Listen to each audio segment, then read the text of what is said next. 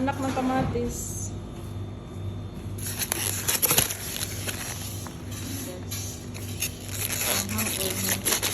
Si Peach.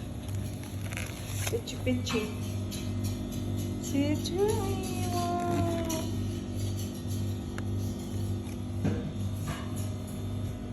Tapos ito.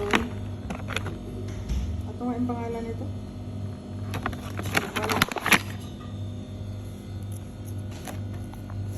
Dragon fruit. Ha? Orange version. Sana. Ano kaya yan, no? Ito? Hindi yan sa'yo. Ito? Ano nga yun? Nasa Farmville kayo.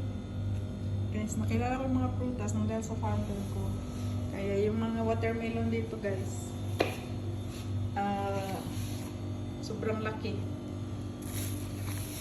Hindi talaga ito maano si Baba sa mga fruits, guys. So, pupunta kami doon sa dagat. Yan, carrots. Just to say.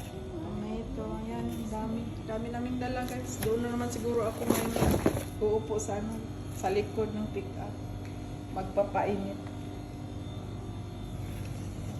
So yan, ang daming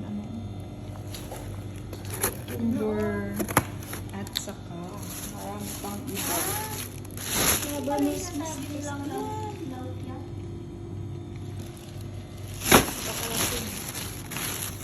Hindi ito nila. Lokya. Sarap to. Kaya, bili na kayo. Bili. Ganito ba yung Binta ko na siya. Binta. Dami kasi. Hindi na talaga kami magutom, guys. Ayan, itlog. Hindi na kami magutom. Mga ilang araw kami doon sa... Yan, nagsulod natin. Yes. Ito. Yan, guys. Nagsisearch pa siya, guys, oh. Wala kasi sa bundok namin to. Kaya yan. Kailangan mo na natin anuhin kung anong pangalan. Plastic pa siya, pero variety na lang. Ito, nakakapagod pag magdagat. Sasakay na lang ako dito sa watermelon. Ay!